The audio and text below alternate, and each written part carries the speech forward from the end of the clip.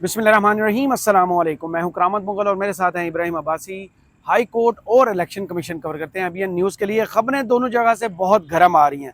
हालांकि सब ध्यान जो इस वक्त है वो सुप्रीम कोर्ट की जानिब है, लेकिन इन दोनों जगहों पे भी खबरों की कोई कमी नहीं है। बहुत सी ऐसी चीज़ें हैं जो बिल्कुल अनोखी हुई हैं। एक तो इस वक्त हाई कोर्ट के अंदर ये अफवाह गर्दिश कर रही है कि जस्टिस बाबर सत्तार साहब जो 1 महीने की छुट्टी पर गए हैं अमरीका, वो अब वापस नहीं आने वाले। दावा ये किया जा रहा है कि शायद वो इस्तीफा दे गए और इस इस्तीफे के अंदर जस्टिस मियां गुल हसन औरंगजेब साहब का क्या किरदार है, उस वाले से बात करेंगे। दूसरी जानब इलेक्शन कमीशन से एक ललकार फिर लगाई गई है और उस पर chief justice Islamabad high court जनाब आमिर फारूक साहब ने बिल्कुल चुप साध ली है कि जैसे उन्हें सांप सूंघ गया हो।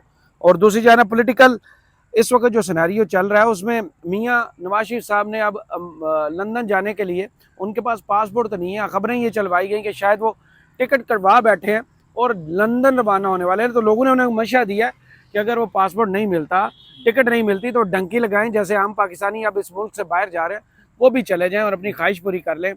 और इस्टेब्लिशमेंट ने बिलावल भुट्टो जरदारी साहब को जो उनके कद से बड़ा लॉलीपॉप दिया, उस पर मैं ही तफसील आपको बताता चलूँ, क्योंकि इनके पास जो पोर्शन है वीडियो का वो तो इंतहाई गर्म है और बहुत ही लंबा पोर्शन चलेगा। इस वक्त बिलावल भुट्टो जरदारी साहब को यूट्यूबर से भी इशू है। वो कह रहे हैं, एतराज़ात उठा रहे हैं कि ये यूट्यूबर काबू नहीं आ रहे। हम जो बात छुपाना चाहते हैं वो ये बता देते हैं।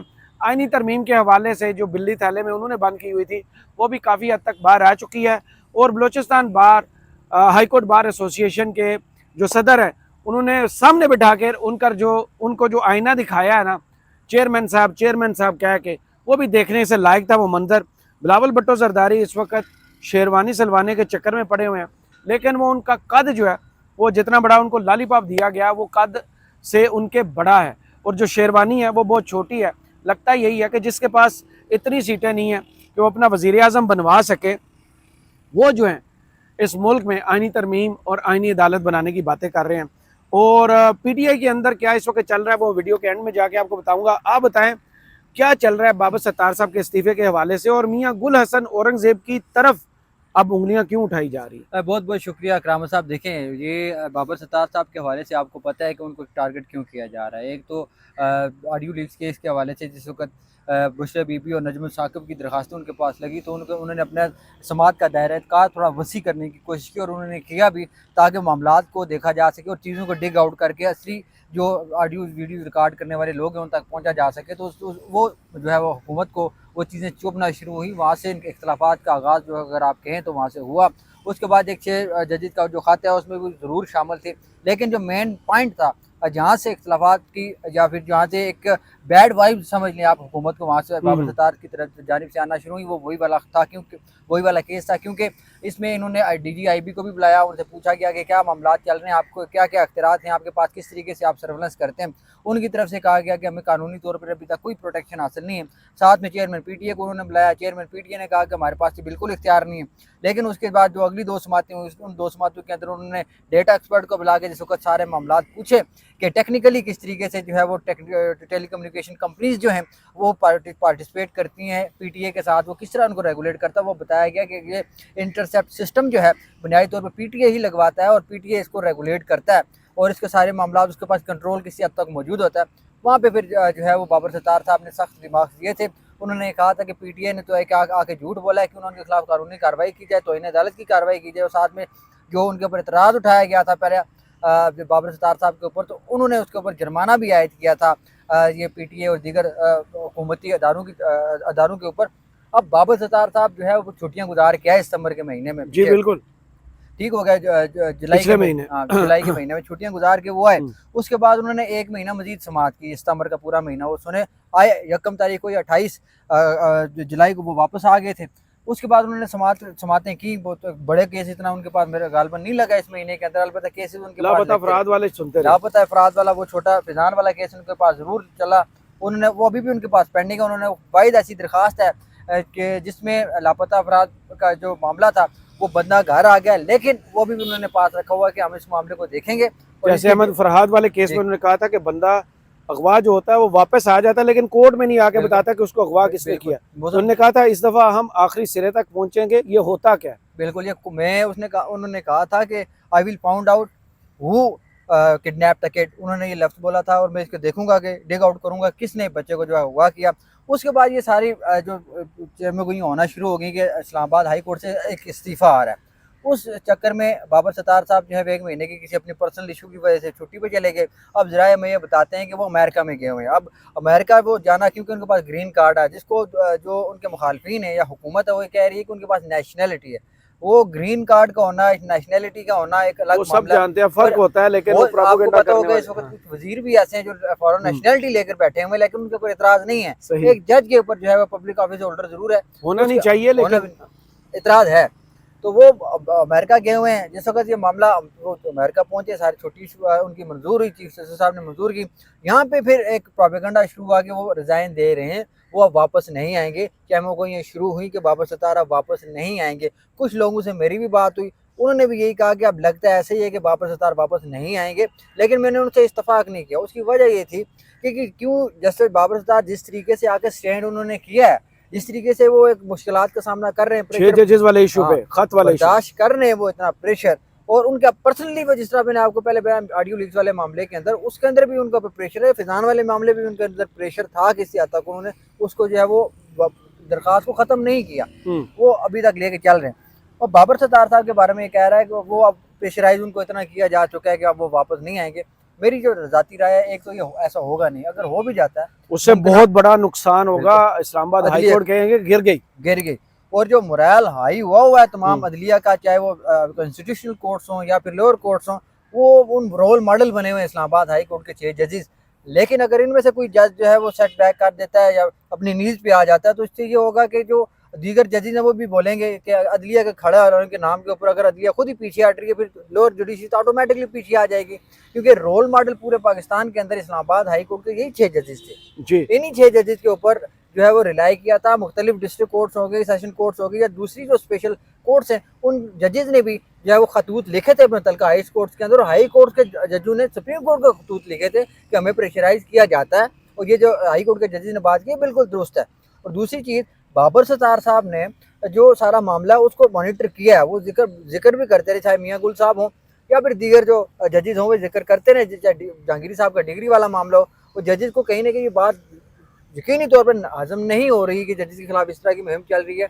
दूसरी जानिब जो आपने मियाँ गुल साहब की बात की, मियाँ गुल साहब के ऊपर देखें, मैं आपसे शुरू में मेरा से था कि मियाँ गुल साहब शायद उस लाइन में जिसमें 6 जजेस हैं, लेकिन कहीं ना कहीं लेकिन इनने साइन नहीं किए थे। अब साइन नहीं किए थे 6 जजेस के साथ इनने साइन नहीं किए। अब आपको पता होगा कि इस्लामाबाद के इलेक्शन ट्रिब्यूनल के हवाले से चीफ साहब ने दो मामला दोबारा इस्लामाबाद हाई कोर्ट के चीफ जस्टिस ने मामला भेज दिया दोबारा इलेक्शन कमीशन ऑफ पाकिस्तान को। उसको पाकिस्तान तहरीक इंसाफ ने यहाँ पर चैलेंज किया और ये कहा कि आप इस मामले को जो है वो सेटिसाइड करें। और जो अब चीफ साहब ने उसमें 2-3 डंडियाँ जो बकौल जो दूसरे नून लीग पीटीआई के जो उम्मीदवार हैं उनकी तरफ से ये कहा जाता है कि डंडी ये मारी गई है। एक तो सेक्शन 151 को हमने चैलेंज किया था, उसके इख्तियार उनको दे दिया। क्या 151 के जरिए ये होता है कि इलेक्शन कमीशन के पास जो इख्तियार होता है सेक्शन 151 के, वो इलेक्शन ट्रिब्यूनल को तब्दील भी कर सकता है, बना सकता है। बिल्कुल बिल्कुल ठीक हो गया। अब मामला ये है कि इन्होंने एक तो जो इलेक्शन एक्ट को चैलेंज किया था, जो नई तरमीम की थी रिटायर्ड जजेस वाली, उसको चैलेंज किया था चीफ साहब ने, उसके ऊपर कोई लफ्ज़ नहीं लिखा। साथ उसमें जो अंजम वकील खान साहब के खिलाफ तो इन्हें अदालत वाली कार्रवाई का आगाज हुआ था, नेपोटिज्म वाला, उसके ऊपर बिल्कुल खामोशी है। या फिर अगर वो अलग दरखास्त चल रही है उसका तो पता तो चले उसकी प्रोसीडिंग कहाँ तक पहुंची, वो भी नहीं है। अब ये मामला चलो आगे चैलेंज हो गया मियाँ गुल साहब के पास और अरबाब मोहम्मद ताहिर साहब के पास। अरबाब मोहम्मद ताहिर साहब के पास जो अमन मुगल साहब की दरखास्त थी वो 25 तारीख को मुकर्रर हुई, 24 तारीख को अली बुखारी साहब और शोएब सैन साहब की दरखास्त मुकर्रर हुई। वहाँ पे मियाँ गुल साहब ने ये एतराज़ उठाया कि आपके लिए सही फॉरम नहीं है, आप सिंगल बेंच का फैसला जाकर सुप्रीम कोर्ट में चैलेंज करें। अलबत्ता वायरेज के हद तक जो है सेक्शन 151 के ऊपर जो इलेक्शन एक्ट की आप बात कर रहे हैं उसके ऊपर आप हमें दलाइल से हमें मुतमईन करें, देखते हैं हम ये काबिल समात है भी या नहीं। अब उसके ऊपर समातें हुई, उन्होंने कहा जी हम इसको ऊपर ऑर्डर कर देंगे। अगले दिन 25 तारीख को अमर मुगल साहब की दरखास्त आई, अमर मुगल साहब के ऊपर उन्होंने उसी सेम दलाइल सुने और कहा जी इसको मैंने ऑर्डर कर देंगे। अब जिस दिन ऑर्डर आया है, ऑर्डर के अंदर अब इसी दौरान जो फैसला आया हाई कोर्ट का, उसके हफ्ते पीर को जुम्मे को फैसला आया, जमरात को फैसला आया, इतवार को इलेक्शन जुमे को इलेक्शन कमीशन ऑफ पाकिस्तान ने नोटिस जारी कर दिए और पीर को इलेक्शन कमीशन ने वो केस दोबारा सुनने का आगाज कर दिया। सही, स्विफ्ट काम हुआ। दूसरी जनाब अब पीटीआई की इस्तदा ये थी कि उनको काम से रोका जाए इलेक्शन कमीशन को, क्योंकि ये अर्ली हेयरिंग कानूनी तौर पे भी बनती है, क्योंकि एक स्विफ्ट वहाँ पे केस चल रहा है। लेकिन जस्टिस मियां गुल साहब ने क्या किया, 31 अक्टूबर की डेट डाल दी इसमें। 31 अक्टूबर की जो डेट डली है, इतनी देर में इलेक्शन ट्रिब्यूनल का फैसला कर रहेगा इलेक्शन कमीशन। वो मैं समझता हूँ कि वो ये भी कर देगा कि नया ट्रिब्यूनल भी बन जाएगा, जहांगीरी साहब को डी नोटिफाई भी कर देंगे वो। लेकिन ये होगा कि अभी केस बाद रिकॉर्ड वाली लड़ाई ऐसी चलती रहेगी।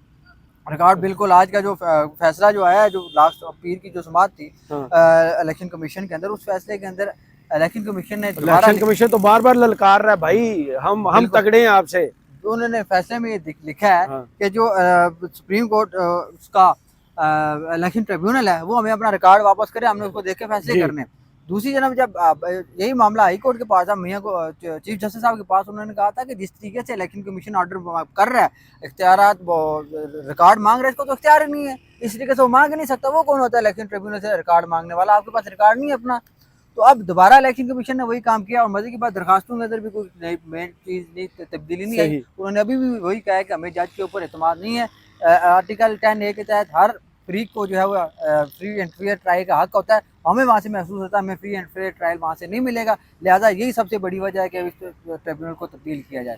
अब ये वाला मामला जो है वो जहांगीरी साहब वाला आपने देखा। अब जहांगीरी साहब के मतलब जो अब जहांगीरी साहब ने आज केसेस की समाअत करनी थी। अब जहांगीरी साहब का बड़ापन आप देखें, आपको याद होगा जिस वक्त इन्होंने एतराज़ किया जहांगीरी साहब के ऊपर इलेक्शन कमीशन के अंदर, उससे 1 या 2 दिन के बाद इलेक्शन कमीशन ट्रिब्यूनल के अंदर समाअत थी जहांगीरी साहब के पास। जहांगीरी साहब के मामले को उन्होंने इस चीज़ को तरफ हिंट नहीं जाने दिया या इस तरह तवज्जो नहीं जाने दी कि एक जज बैठा हुआ उसके खिलाफ इतना कुछ हो चुका है, उसको आपने बायस कह चुका है, नेपोटिज्म का शिकार जज कह चुका है। आप वो जज समझते हैं इसको दरख्वास्त गुजार या फ्रीकैन ये समझते हैं कि ये हमें इंसाफ नहीं दे सकता। लेकिन जहांगीरी साहब के ज़र्फ आप देखें, उन्होंने एक लफ्ज़ नहीं बोला, उस तरफ जाने नहीं दिया, बल्कि दोबारा उन्होंने इलेक्शन एक्ट की किताब खुलवाई और उन्होंने पूछा कि इसके अंदर ये चीज़ लिखी है। उन्होंने कहा जी बिल्कुल लिखी है। उन्होंने कहा फिर आपने ला के देनी है। उन्होंने कहा बयान अल्फी का जिक्र किया हुआ है इलेक्शन एक्ट के अंदर, उन्होंने कहा लिखा हुआ है। उन्होंने कहा फिर मैं ये लूँगा। उन्होंने कहा अगर कोई प्रिजाइडिंग ऑफिसर कोई गलत काम करता है, अपनी इलेक्शन ड्यूटीज निभाता नहीं है, उसके खिलाफ इलेक्शन एक्ट में लिखा हुआ है कि कार्रवाई होगी। उन्होंने कहा बिल्कुल लिखा होगा। उन्होंने कहा फिर उसके खिलाफ फौजदारी की कार्रवाई होगी। सारी चीज़ें वो लिखते जा रहे थे, कानून के मुताबिक लेके चल रहे थे। लेकिन क्या था कि अगर वो कानून के मुताबिक चलता तो वो हल्के इस वक्त जो थे वो पाकिस्तान तहरीक इंसाफ के उम्मीदवारों के पास होते, नून लीग की 3 सीटें कम हो जाती। इस वजह से जहांगीरी साहब को बार बार जो है इलेक्शन कमीशन लेके जाया जा रहा है। आपको मजे की बात बताऊँ, जो 25 तारीख का ऑर्डर है इसका इलेक्शन कमीशन ऑफ पाकिस्तान का ट्रिब्यूनल के हवाले से जो दरख्वास्त में तरमीम की इजाज़त दी गई नून लीग को, उसको भी चैलेंज करेंगे पाकिस्तान तहरीक इंसाफ। और करना भी चाहिए कि आपने फ्रीकैन को सुनने बगैर, दलाइल सुने बगैर दरख्वास्त में तरमीम की इजाज़त कैसे दी। सही, ये भी बड़ा इस हवाले से मजीद भी इलेक्शन कमीशन में आज 25 अक्टूबर का भी शोर मचा और बड़े कहके लगे हैं। और इंट्रा पार्टी इलेक्शन के हवाले से भी एक प्रेस रिलीज जारी की गई है, उस हवाले से भी आपको बताएंगे। लेकिन इस वक्त जो सबसे बड़ा इशू चल रहा है वो नंबर्स पूरे करने का आईनी तरमीम के हवाले से। काजी साहब जिनके पास ये एहतियात नहीं है, उनके पास कंडक्ट की खिलाफ वर्जी करते हुए वो आईनी तरमीम पर आज बोलते रहे। बिलावल भुट्टो सबसे ज़्यादा इस वक्त जो चारों सूबों में निकले हैं ना बार कौंसल से खिताबात के लिए, वो राह हमवार करने जा रहे हैं कि किसी तरीके से कोई कन्विंस हो जाए कि आईनी तरमीम करनी चाहिए, आईनी अदालत बननी चाहिए। उनको चार्टर्ड ऑफ डेमोक्रेसी जगह जगह खोल के दिखाया जा रहा है कि ये आपकी पार्टी ने उस वक्त डिसाइड किया था, इनमें से कौन सी ऐसी चीज़ है जो आपने पूरी किया है। और सबसे ज़्यादा जो हसास इदारे हैं उनका आपने ऑडिट करना था, उनको कंट्रोल करना था और आलाकार नहीं बनना था, उसका जवाब दे। ये जवाबात पूछे जा रहे हैं। इस दौरान आज नवाज शरीफ साहब के हवाले से खबर सामने आ गई कि अब वो लंदन नहीं जाएंगे, जब तक ये आईनी तरमीम नहीं होती वो लंदन नहीं जाएंगे। यानी कि उनका पासपोर्ट पहले ही छीना गया था, अब उनके अल्फाज और मुँह को ताला लगा दिया गया कि खबरदार, बाहर जाने का नाम भी लिया, वो भी नहीं जा रहे। आईनी तरमीम इतनी ज़रूरी हो चुकी है। और इसके बाद आईनी तरमीम होगी कैसे? अगर ये मुमकिन हुआ तो पीटीआई अपना एक MNA जाने का ऑन रिकॉर्ड ये मान चुकी है कि उनका एक MNA लोटा हो चुका है।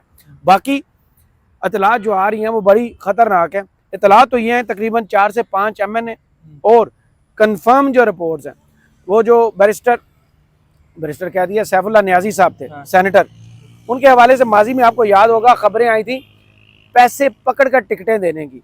तो सेनेट में जो बंदे पैसे दे के आए हैं वो पैसे लेकर बिक भी सकते हैं, तो 3 रिकवरी कर लेंगे ना जी। उनकी रिकवरी का मोड ऑन हो चुका है और तकरीबन 3 सेनेटर पाकिस्तान तहरीक इंसाफ के 3 सेनेटर के बारे में इस वक्त इस्लामाबाद में इतलात हैं कि उन पर भी हाथ डाल दिया गया है और वो लगता यही है कि इस आईनी तरमीम के हक़ में अपनी राय जो है अपनी पार्टी के ख़िलाफ़ जाकर देंगे।